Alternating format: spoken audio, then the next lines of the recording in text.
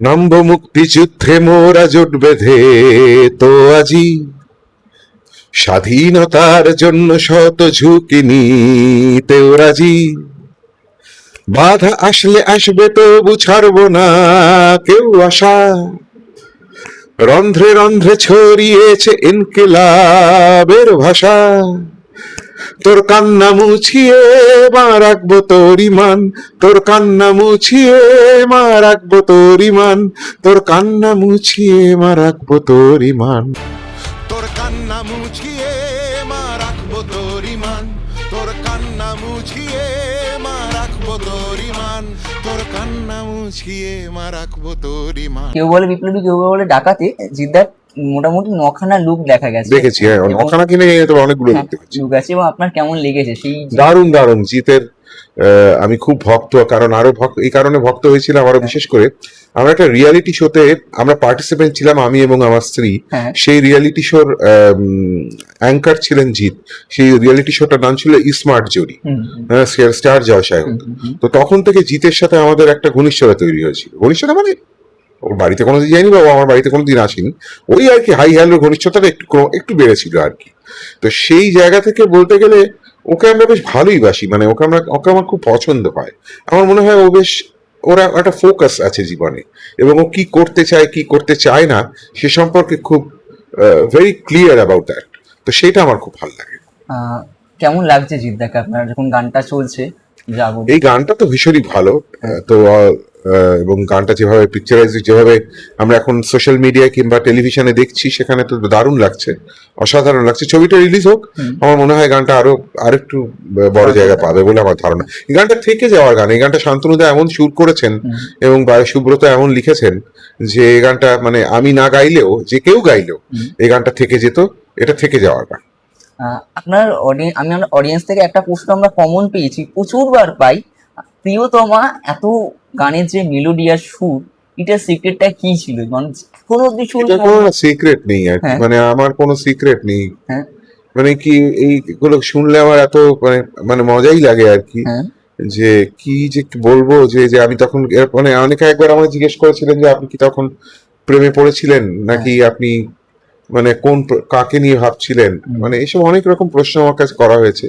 কোনো সিক্রেট নেই। একটা গান তৈরি করতে বলা হয়েছিল, প্রেমের গান আমি তৈরি করেছি।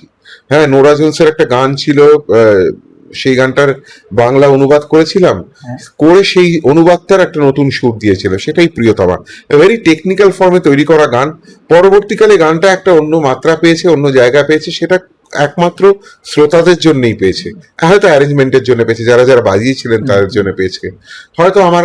এবং আমি বলি, ওই গানটা গাওয়ার সময় যখন আমি ডাবিং করছিলাম, আমি ভীষণ অসুস্থ ছিলাম। আমার প্রায় 103 জ্বর ছিল। আমাকে সেদিনকে আমার কোম্পানি যারা রিলিজ করেছিল, সাগরিকা, এবং যিনি অ্যারেঞ্জমেন্ট করেছিলেন অমিত বন্দ্যোপাধ্যায়, বলেছিলেন তুমি গানটা গেও না, তুমি বাড়ি চলে যাও, পরে গেও। আমি বললাম দেখুন, স্টুডিওর খরচ আমি আর বাড়াতে চাইছি না, আমি করে ফেলতে চাইছি কাজটা। তো ওই প্রচন্ড সর্দি বসা একটা গলা, এবং আমার 103 জ্বর, মানে ক্যালপল খাচ্ছি, কিছুই কমছে না, তাতেই রেকর্ড করেছিলাম। এবং ওই তখনকার ওই ক্যাসেট বেরোতো, তো পজিশন থাকতো যে কোন গানটা সবচেয়ে ভালো, সেটা 1 নম্বর, 2 নম্বর, 3 নম্বর। আর যে গানটা সবচেয়ে দুর্বল, সেটা যদি 12টা গান হয় তাহলে 11 নম্বর পজিশনে থাকতো।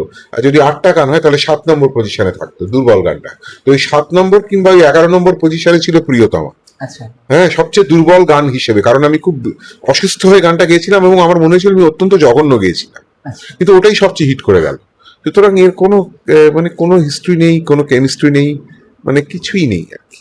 আমরা যাবো দেশ আপনার গলায় শুনতে চাই। হ্যাঁ, এটা একটু আমার লিরিকটা বের করতে হবে, হ্যাঁ, হ্যাঁ। যদিও মুখস্থ করে নেওয়া উচিত, ও আমি করে উঠতে পারিনি, আমাকে ক্ষমা করবেন।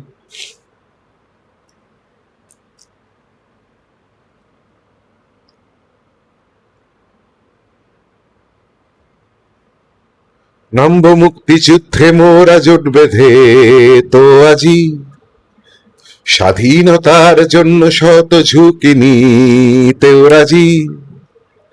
বাধা আসলে আসবে, তবু ছাড়বো না কেউ আশা। রন্ধ্রে রন্ধ্রে ছড়িয়েছে ইনকিলাবের ভাষা। তোর কান্না মুছিয়ে মা রাখবো তোর ইমান, তোর কান্না মুছিয়ে মা রাখবো তোর ইমান, তোর কান্না মুছিয়ে মা রাখবো তোর ইমান। তুই চাইলে বলিদান, হাসি মুখে দেব প্রাণ, তুই চাইলে বলিদান, হাসি মুখে দেব প্রাণ। একেবারেই অনবদ্য। আমাদের আড্ডার প্রায় শেষ মুখে আপনি অডিয়েন্সকে কি বলতে চান? কেউ বলে বিপ্লবী, কেউ বলে ডাকাত। এই ছবি নন্দী মুভিজের ছবি এবং জিৎ অসাধারণ একটি চরিত্র অভিনয় করছেন। একটি একটি আমাদের খুব চেনা চরিত্র, যে চরিত্রটাকে আমরা যে চরিত্রগুলির এখন এই সময়ে খুব প্রয়োজন বলে আমার মনে হয়, যাদের যে সমস্ত মানুষের এখন আর খুঁজে পাওয়া যায় না, এরকম কোন চরিত্রে একটি অভিনয় করছেন। তো আপনারা সিনেমাটা দেখতে আসুন। এই ছবির সঙ্গীত দিয়েছেন শান্তনু মৈত্র, অসাধারণ সঙ্গীত করেছেন। সুব্রত বারিশওয়ালা লিখেছেন পথিকৃৎ বসুর ছবি। আপনারা সবাই হলে গিয়ে সিনেমাটি দেখুন এবং এর গান শুনুন। অসংখ্য ধন্যবাদ আপনাদের আমাদের পাশে থাকার থ্যাংক ইউ জন্য। So much. আপনারা ভালো থাকবেন। Thank you.